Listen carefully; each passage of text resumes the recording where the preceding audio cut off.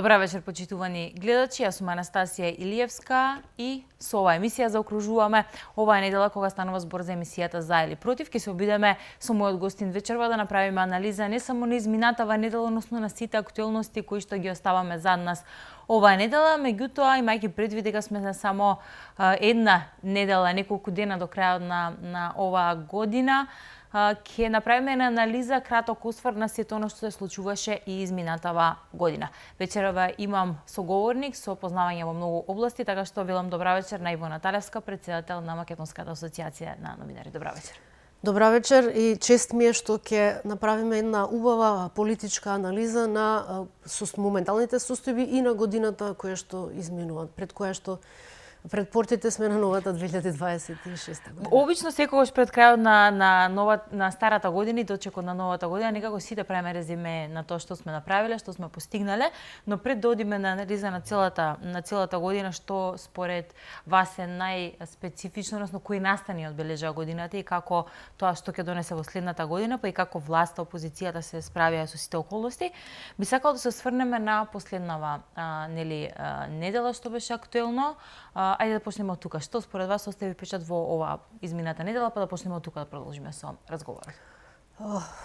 За да дојдеме до оваа измината недела, ќе ми треба малку време да ги профилтрирам по фолдерите сите настани кои што се случија, но дефинитивно по мене една од најзначајните работи во оваа недела е потврдата за две нови странски инвестиции, една германска, една турска, од 80 милиони евра, кои што треба да овозможат над 2 милиарди извоз од државата и треба да овозможат 1000 нови работни места.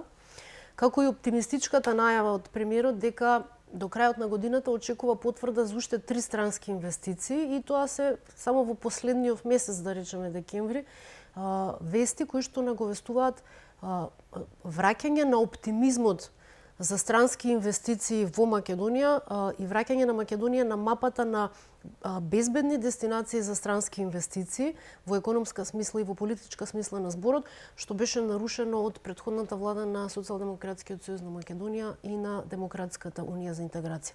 Тоа се најважните работи.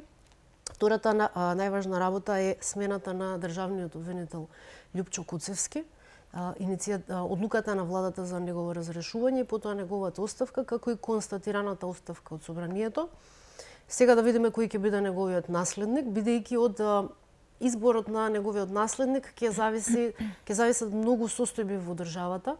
Тоа е пред се правната држава и намалувањето на корупцијата, а со тоа и оценките на Европската унија за напредокот на Македонија и да видиме за стартот на преговорите. Тоа се двата најважни настани за мене оваа недела. Ајде да почнеме од првиот. Третиот најважен настан е како се вели, како председател на Македонската асоциација на новинари, третиот најважен настан за мене е таргетирањето кое што го прави Социјалдемократскиот сојуз на Македонија кон независните и професионални медиуми. Најпрво започна со Вечер, Курир и Република, а продолжија сега користејќи го и злоупотребувајќи го Сдруженијето на новинари на Македонија да го таргетираат и колегата Бранко Героски од Плюс Инфо, за што ќе прозборуваме поопширно во минутите кои следат. Сакам да почнеме од првата точка, но ајде да почнеме од последната, бидејќи го споменавте, нели, сепак сте вие председател на Македонската асоциација на новинари. Како го оценувате во што го споменавте? Последно беше одлуката на Советот на честа при ЗНМ по однос на текстот на колегата Героски, а по односно доставено од страна на Социјалдемократскиот сојуз. Ваша оценка за ова пред се и потоа да може да проанализираме што ова значи во суштина кога станува збор слободата на говор и оно што им е работа на новинарите да пишуваат, да критикуваат, да алармираат ако има потреба за нешто. Скандалозно е само по себе одлуката на Социјалдемократскиот сојуз на Македонија да продолжи во континуитет како што работеше во изминатите 8 години со притисок врз професионалните и независни медиуми. Најпрво со таргетирањето на Вечер, Курир и Република, а потоа и со таргетирањето на колегата Бранко Геровски од Плюс Инфо.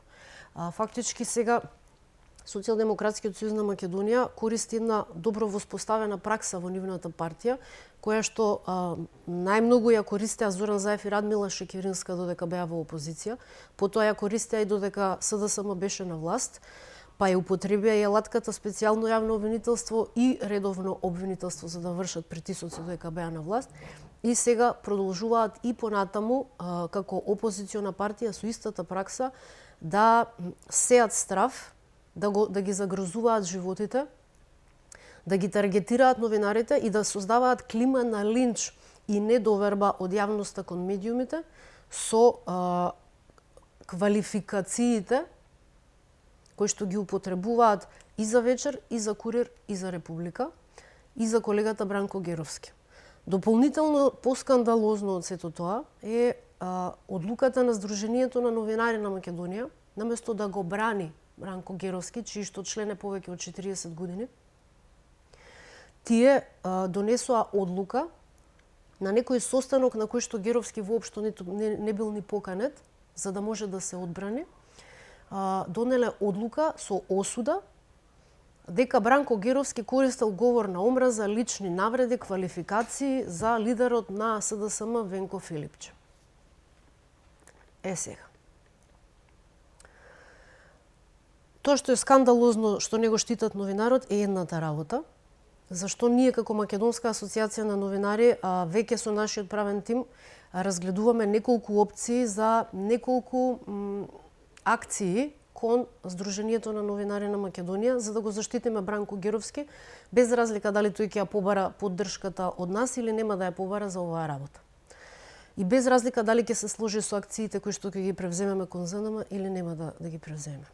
Но ако Сдруженијето на новинари на Македонија за себе тврди дека е професионално и независно, би сакала да им верувам дека тоа е така, мене ме чуди фактот зошто истиот тој совет на честа на Сдруженијето на новинари на Македонија не превземе исти такви заклучоци и одлуки за осуда кон редакцијата на Инфомакс, кон редакцијата на Мактел и кон еден куп други редакции кои што ширеа и шират се уште лажни вести за премиерот Христијан Мицковски и како председател на ВМРО-ДПМН како премиер.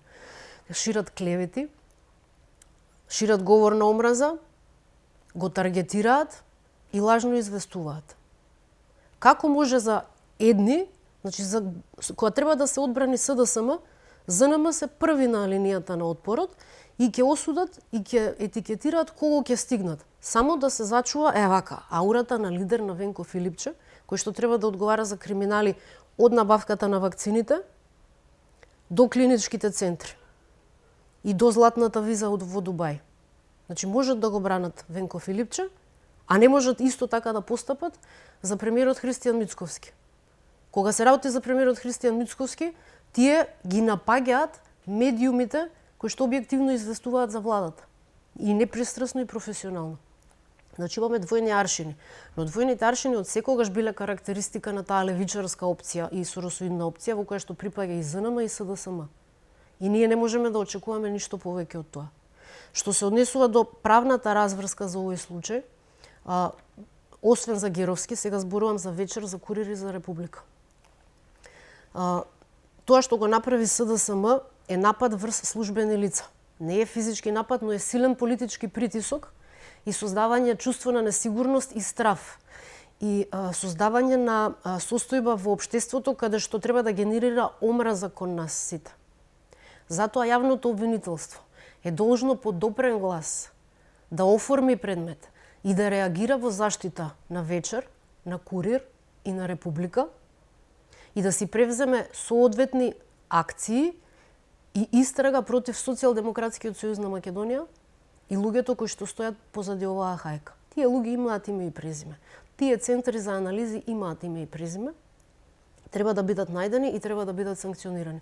Значи, ова е повик до јавното обвинителство, врз основа на јавно допрен глас, да оформи предмет против Социјалдемократскиот сојуз на Македонија за вршење притисок, цензура, забрана на слобода на изразување на независните и професионалните медиуми кои што не се под контрола на Социјалдемократскиот сојуз на Македонија.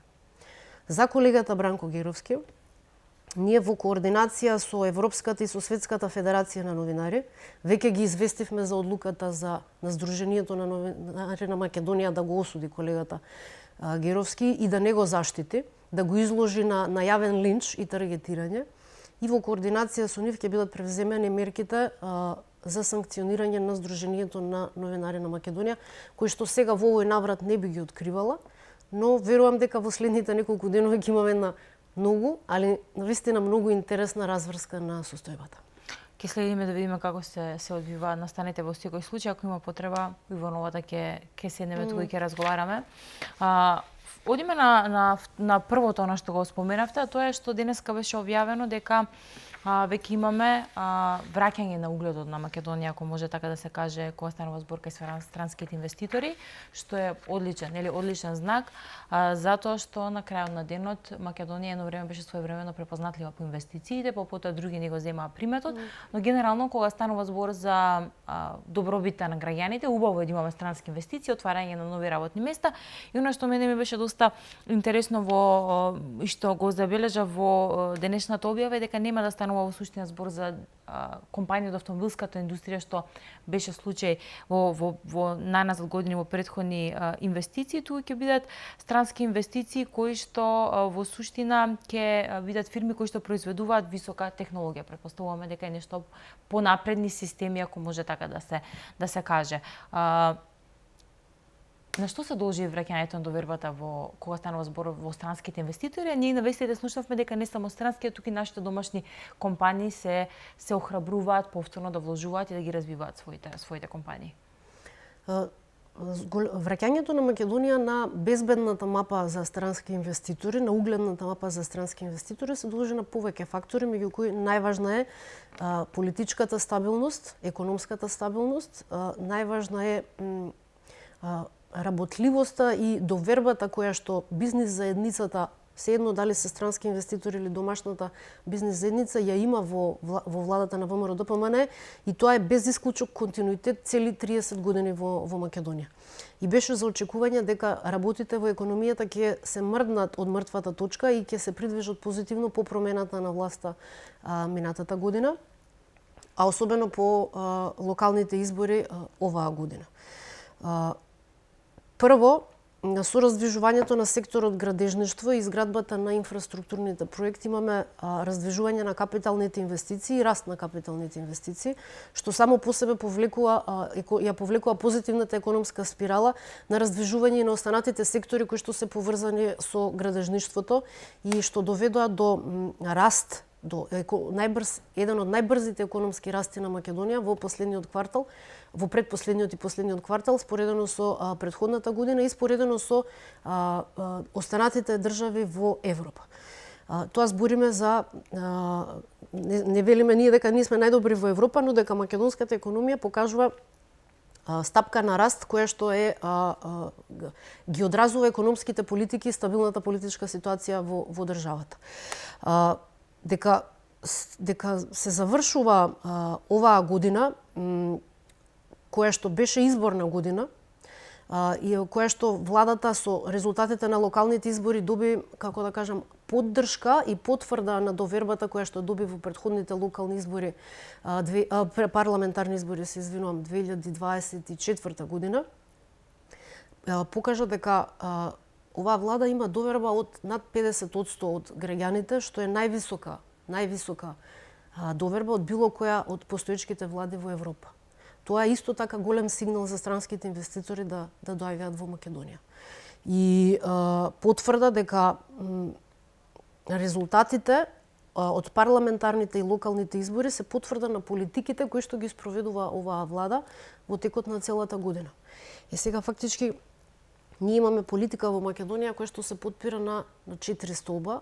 Првиот столб е правниот столб, и ако тој столб се изгради како правна држава, ќе имаме намалување на корупцијата, која што е вториот столб на политиката во државата. И намалувањето на корупцијата само по себе ќе има голем ефект врз третиот и четвртиот столб во политиката на државата, а тоа е поголема социјална и економска сигурност, не само за домашните граѓани, за државјаните на Македонија, не само за бизнисите на Македонија, во Македонија за домашните бизнеси, туку тоа ќе значи и сигурност и за странските инвеститори кои што се во Македонија и оние кои што сакаат и размислуваат во овој момент дали да дојдат во Македонија. И сега кога синергијата помеѓу сите овие 4 столбови ќе биде успешна, значи ќе имаме правна држава, кога ќе имаме правна држава ќе се намали корупцијата, што автоматски ќе доведе до економска и социјална сигурност. Оваа синергија треба да доведе до преговори и наше место во Европската унија. Е сега, ако состојбата во овие први 4 столба зависи само од нас, само од нашата работа и од нашиот ангажман на сите институции во Македонија, пред се тука мислам на владата, оваа синергијата, резултатот за преговори, за можност за преговори со Европската унија и нашето место во Европската унија не зависи само од нас, не зависи дури ни само од Бугарија, не зависи дури ни од ветото на Бугарија. Зависи и од општите услови во Европската унија, каде што сега ние не сме ниту приоритет, ниту сме во фокусот на Европската унија. Незиниот фокус е многу поголем и тој се вика Украина. Нашиот пат кон Европската унија, ако Европската унија смогне сили да се прошири со Западен Балкан, што е политичка одлука, и да не отиде во правец на војна, ќе биде многу попозитивно и за вкупната економска состојба во Македонија, бидејќи ние најмногу извезуваме во Европа и во Европската унија, но ќе биде добро и за општата европска безбедност и европска сигурност. Да видиме како ќе решат европските лидери. Јас сепак сум по-оптимист, сакам да бидам оптимист и да верувам дека постои волја и желба Западен Балкан да стане член на Европската унија како надворешен прстен, без право на вето, но со користење на сите погодности за слободно движење на стоки, луѓе и услуги меѓу Македонија и Европската унија. Клучна е борбата со корупцијата во сето ова што го зборувавме како еден од столбовите. Да се навратиме на оно што денеска беше промовирано од страна на Министерството за дигитална трансформација, министерот Стефан Антоновски, тоа е стратегијата за развој на ИКТ Смарт МК 2030, или стратегија за 2030 година. Беше презентирана самата стратегија, но дел од говорот на премиерот Мицкоски, кој што имаше говор таму, се осврна на тоа дека, како што вели, без дигитална држава нема владење на правото и ефикасна борба против корупцијата, имајќи предвид дека во суштина се што е дигитално запишано малку потешко може да подлежи на манипулации, на малверзации. И како што вели, нашата цел е јасна, паметна, дигитална и правична Македонија до 2030 година. Самото воведување на дигиталните услуги го намалува влијанието на човечкиот фактор од администрацијата, за која што има многу поплаки и гледаме случаи на гонење на, како се вели, случаи на криминал и корупција во администрацијата кои што се гонат од обвинителството, токму заради незаконски постапувања на административните службеници, без разлика во кој сектор да се. Тие не се имуни на криминал и корупција и мито и гледаме апсење за подкуп, апсење за мито и така натаму. Значи, секоја дигитализација го намалува степенот на корупција, го намалува импактот на човечкиот фактор, а со тоа и можноста за незаконски действија и за поголем степен на корупција и криминал. Тоа е многу важно да го знаат граѓаните. Од друга страна, за граѓаните е важно дека тие веднаш и на лице место, наместо да шетаат по шалтери, да чекаат редови и да молат, на многу пунктови ќе можат да ги завршат сите оние работи за кои што сега треба можеби да отидеш во МТВ, па можеби треба да отидеш во Драчево или можеби треба да отидеш во некој друг град. Не, сега дигиталните услуги ќе бидат достапни на многу локации, 24/7, за сите оние основни документи и услуги кои што им се потребни на граѓаните. Тоа е квантен скок. Тоа е излегување од тоа е бирократска гилотина без да спроведете бирократска гилотина.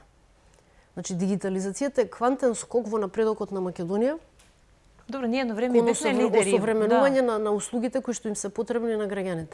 Ние едно време поставивме систем, меѓутоа тој некако затај, односно како се стави на не се вложуваше, нели?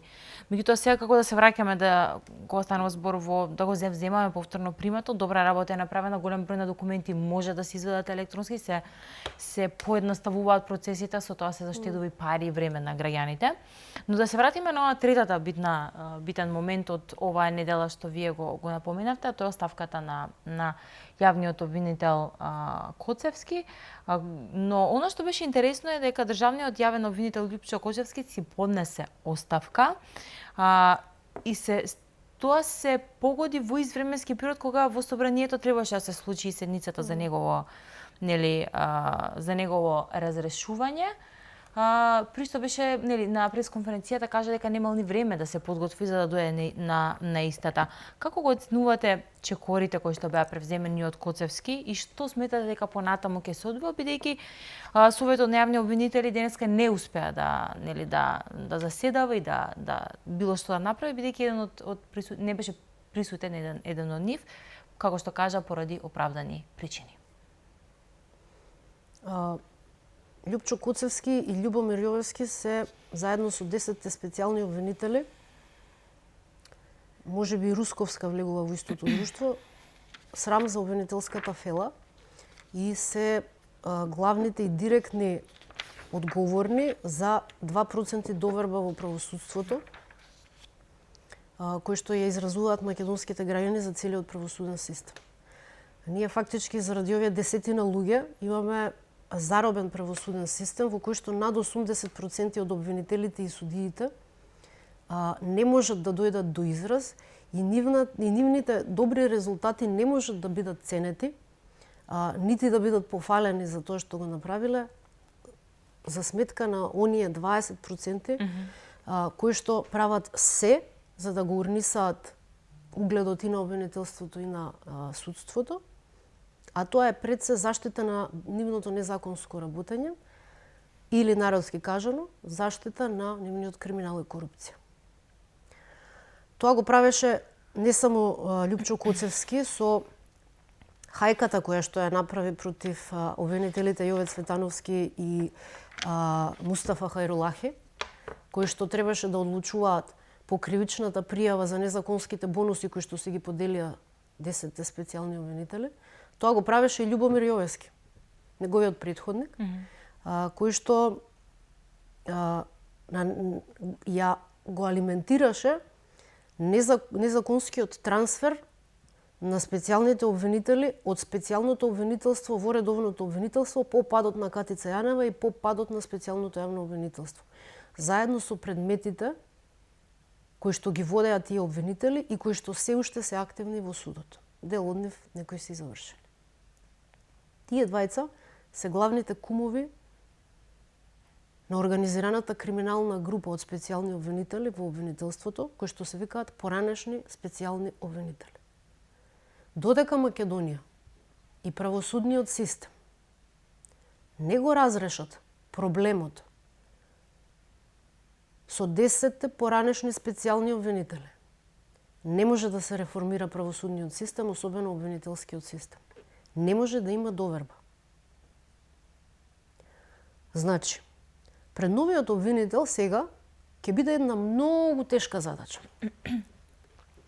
Таа тешка задача ќе мора да изврши на два колосека. Едниот колосек ќе биде реформи внатре во обвинителскиот систем и чистење на криминалните метастази во обвинителството. И второто е поддршка и логистика на останатите институции кои што ги превземаат истрагите за сузбивање на криминалот и корупцијата во општеството, во државата. Нема да му биде лесно воопшто на новиот обвинител, кој да биде, а предпоставувам дека многу луѓе ќе сакаат да се пријават на конкурсот за избор на нов републички јавен обвинител. Мораме ние и да го реши, за да се реши овој проблем. Многу е важно да се знае и докаде е статусот на кривичната пријава која што ја поднесе ВМРО ДПМН против 10 поранешни специјални обвинители за незаконската поделба на бонусите од неколку милиони евра што се ги поделија помеѓу себе. По таа кривична пријава, последната информација која што јас имам е дека незаконски и неовластено решавал шефот на одделението за организиран криминал и корупција, само да Абази, другарот на Али Ахмети, и тоа неколку дена пред да заврши мандатот на Љубомир Јовевски, претходникот на Љупчо Коцевски. А не смел да го направи тоа. Тој не смел да постапува по кривичната пријава поднесена од ВМРО ДПМН за 10 поранешни специјални обвинители. Значи и Советот на обвинители ќе треба да разгледа одговорноста за Абази, за неговото незаконско постапување. Но тоа ќе биде една од задачите на новиот републички јавен обвинител кога ќе дојде, да провери, не е само овој предмет. Не е само бонусите на поранешните специјални обвинители. Има еден куп предмети за висок криминал и корупција во претходната власт, кои што беа обелоденувани во изминатиот период, а се држат по фиоки. И не се превземаат никакви мерки против поранешните државни функционери и членови на Социјалдемократскиот сојуз на Македонија. Ние во моментот имаме обвинителство кое што го штити октоподот на Зоран Заев и Венко Филипче, како што тоа го правеше и додека беа на власт. Му посакувам среќа на тој што ќе биде избран за нов републички јавен обвинител и многу храброст и многу трпение, бидејќи неговата работа ќе биде навистина многу тешка. Како што напоменав и претходно, вториот столб, корупцијата, незиното намалување, ќе доведе до изградба на правна држава. А синергијата помеѓу овие две ќе доведе до поголема економска и социјална сигурност и за македонските граѓани, и за домашните бизнеси, и за странските инвеститори кои што се тука и сакаат да дојдат. На крајот од денот од тоа ќе зависи и нашето идно членство во Европската унија. Јас би се навратила на уште еден пред да го затвориме овој дел за оваа недела и пред да анализираме годината што изминува, а тоа беше староновиот тим на раководството на Социјалдемократскиот сојуз. Што мислите за ете староновиот тим, ако може така да се каже, на Социјалдемократскиот сојуз? Ги имаме како генерален секретар Александар Саша Димитриевик, организацијски секретар Љупчо Фармаковски, подпредседатели Јована Тренчевска, Александар Трајановски, членови на извршен одбор Јон Фрчковски, Андреј Жерновски, Филип Андов, да не ги набројувам сите, меѓутоа и се појавува во Советот на партијата, ќе го води Ана Чупеска, кој што пак претходно беше еден од подпредседателите. И оно што беше најавено е дека станува збор за нова енергија, ново раководство, нова сила. Мислам дека со ова раководство сериозно Социјалдемократскиот сојуз на Македонија е пред гасење на светлото и затворање на вратата, клучна врата. Тоа го кажува Венко Филипче кога доаѓаше за председател на партијата. Тоа го кажав и кога ги избра Соросовите подпредседателки и заменик председателка. Тоа го мислам и сега. Мислам дека сериозно партијата е пред гасење на светлото и затворање на вратата. Тие како да со поставувањето на овие сите компрометирани политички ликови, тие ја праќаат пораката дека ќе чекаат ВМРО ДПМН е до толку да сгреши, да странци нив повторно, без победен избори, да ги интронизираат во власт во оваа држава. Тоа е пораката што ја праќаат. Тоа се и нивните јавни настапи. Тоа е политиката што ја гледаме. Филип че оди во Брисел и ја кодоши државата. Праќајќи порака, одберете ме мене, јас сум вашиот партнер, а не ви е партнер актуелната влада. Мора да се има граници во допирање на дното. Значи, СДСМ со Заев го допре дното и тоа го покажаа резултатите и на парламентарните и на локалните избори, на парламентарните посебно. Но резултатите од локалните избори покажаа дека има поголемо дно од Заев, а тоа се вика Венко Филипче. Значи, СДСМ се во толку сериозна криза, што некако треба да Треба многу сила и треба многу лостови да се најдат за промени внатре во партијата, што не знам дали постојат, за да може некој од надвор, како поранешен функционер или како дел од поранешна гарнитура, да изврши некакво влијание за трансформација на СДСМ. Не постојат повеќе таму такви лостови, затоа не сум оптимист на шпекулациите кои што ги читам овие денови, дека Петра Шилегов побара оставка од Филипче. Не верувам дека постојат лостови внатре со помош на кои Шилегов би можел да изврши смена на Филипче. Исто како што не верувам дека Игор Ивановски, доколку се обиде да се врати во СДСМ, дали постојат некакви лостови. Тоа таму е уништено. Како што е уништија државата си, е уништија и сопствената партија. Така што ќе престои еден многу болен и сериозен процес за Социјалдемократскиот сојуз на Македонија, кој што според мене, ако јас се прашувам, таа партија треба да се гради одново како што се градеше 90-тите години. Со еден голем рез. Ќе направиме тука една кратка пауза за рекламе, па ќе се вратиме назад да позборуваме и за останатите случувања, иако овие 3-4 настани што ги кажавме во суштина и даваат слика на таква каква беше целата година, се некако се сведува кон ете да речеме борба со корупцијата, односно резултати од локални избори и што после тоа, меѓутоа сето тоа ќе го зборуваме во вториот дел. Почитување на кратка пауза тука и се враќаме назад во студио за многу кратко.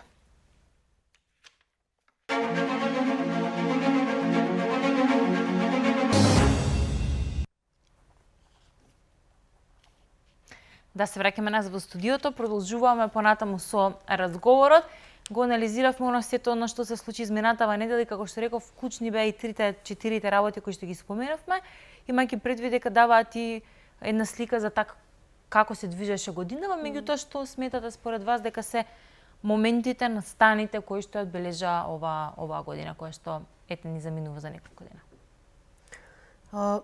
Многу убави и една неубава работа која што ги поклопи сите убави работи што се случи во изминатата година. Ја одбележа 2025 година.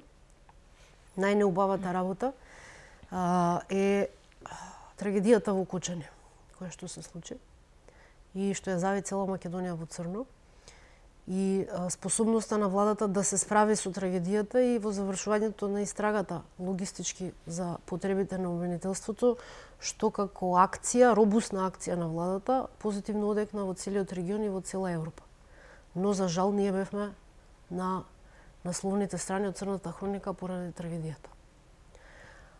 Втората најважна работа која што се случи е потврда локалните избори кои што се потврда за позитивните политики на владата, препознаени од граѓаните и фактот дека со овие историски резултати на локалните избори владата има доверба над 50%. Да не се повторувам, со најголема доверба од сите влади во моментот во Европа е. Како резултат па на сето тоа, на успехот на политиките на владата, за мене третата најзначајна работа во годината е стратешкото партнерство, договорот за стратешко партнерство помеѓу Македонија и Обединетото кралство за гаранции за финансирање од 6 милиарди евра, кои што треба да ја бустираат македонската економија, да ги вратат долговите кои што се наследени од претходната влада, кои што се бунар без дно, и кои што треба да дадат поддршка на четвртата работа која што е за мене најважна во оваа 2025 година што е на изминување, а тоа е економскиот раст и отворањето на новите работни места. Значи, синергијата помеѓу овие работи, економскиот раст, стратешкото партнерство, заедно со капиталните инвестиции кои што продолжија од минатата година со унгарскиот кредит и развојот на општините се најважните настани кои што ја одбележава 2025 година. Се веројатно пропуштам уште нешто. Сигурно дека пропуштам уште нешто важно. Бидејќи работите дневно се менуваат, но еве, ако сметаш дека нешто сериозно сум пропуштила, коригирај. Не сметам ништо, мислам вашето гледиште го барам. Ајде да почнеме, за жал лошо ни почна годината, бидејќи на самиот почеток во март месец се случи најголемата трагедија во за жал никогаш да не се повтори. И оно што се случи во Кочани е резултат на пропусти во системот кои што се наталожуваат со години. Пак повторно се враќаме на корупцијата, се враќаме на системот, се враќаме на обвинителството, се враќаме на институциите. Имаме сега судски процес кој што се води, два паралелни действија се во самиот судски процес, едно што се случувало самата вечер, другото што се случувало претходно, меѓутоа се во ист обвинителен акт. Сум зборували со правници, со поранешни обвинители на оваа тема и ќе видиме како сето тоа ќе иде. Меѓутоа, на Македонија е потребен и се потребни одговори и не смееме, ќе се согласиме сите дека не смееме да си дозволиме никогаш повеќе се случи ни помалку трагедија, не дај Боже од вакви размери, меѓутоа ни еден човечки живот понатаму да биде жртва на лошо функционирање на системот. Ние ги имавме претходни ласкарци и модуларната болница и за жал системот правниот систем без транс. Неколку беа низи, тоа се стотици семејства кои што директно се завиени во црно, а ние како граѓани чувствуваме несигурност кога влегуваме во автобус, кога влегуваме во локал некој, зошто и секојдневното наше функционирање е под таков стрес токму поради ваквите недостатоци кои што за жал сме сведоци дека не е туку така дека однесува стотици човечки животи. Тоа ме потсети на уште една, ова ме воведува, што го кажа ти, во заклучокот од претходниот разговор и на дополнување. Заклучокот е дека нели со изградбата на правната држава ќе се намали корупцијата, а корупцијата се намалува и со дигитализација, односно со намалување на човечкиот фактор. Не зборуваме тука само за дигиталните услуги кои што се за потребите на граѓаните, за олеснување нели? Но тука зборуваме за безбедноста на граѓаните, а пред се мислам на Safe City. Да, тоа беше доста коментирано. Дигитализацијата во контролата на сообраќајот, користењето на камерите веќе даде резултати. Ако во првите недела дена имавме ненормални прекршувања на сообраќајните правила од воведувањето на Safe City, еве веќе после 2-3 недели пробен период се намалуваат и бројот на жртви, значи веќе немаме жртви во сообраќајот, драстично е намален, ама драстично се намалени и сообраќајните прекршоци. Со намалување на брзината се намалува и ризикот од сообраќајен прекршок, од загрозување на човековите животи и општата безбедност со безобзирното возење. Значи, стратегијата за дигитализација во различните сегменти дефинитивно ќе намали корупцијата во Македонија. Ќе намали во административниот дел преку бирократска гилотина, преку дигитализација, ќе намали во сообраќајот, со Safe City, а треба да видиме како ќе се имплементира сега во здравствениот систем и како ќе се имплементира во образовниот систем и да видиме како ќе се унапреди во финансискиот систем.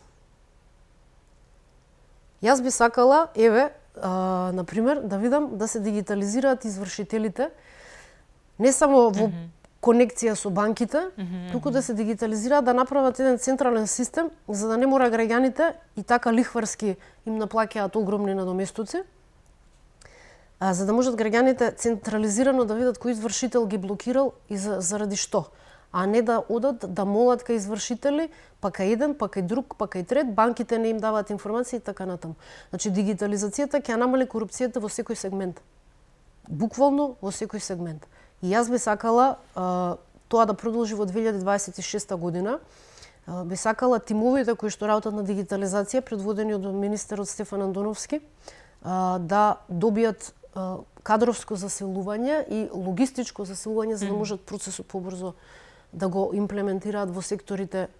Сигурно има приоритети таму каде ќе се воведува дигитализацијата и сето тоа да резултира со уште една добра оценка која што нели сега ја немаме за вкупната држава, Тоа е особено критиките кои што доаѓаат за реформите што треба да се спроведат во правосудниот систем и за реформите кои што треба да се спроведат и во обвинителскиот систем, што го нотираше и американската амбасадорка Агилер, дека многу пари се инвестирани, а резултати нема.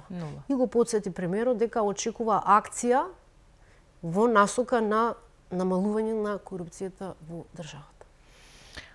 Го споменавте стратешкото партнерство, збор 2 за тоа пред да ми ја ако може така да ја оцените како е завршуваме, односно што значи се тоа што го споменавме и претходнава недела и оние клучни настани од изминатава година, што не наговестува за следната 2026 година?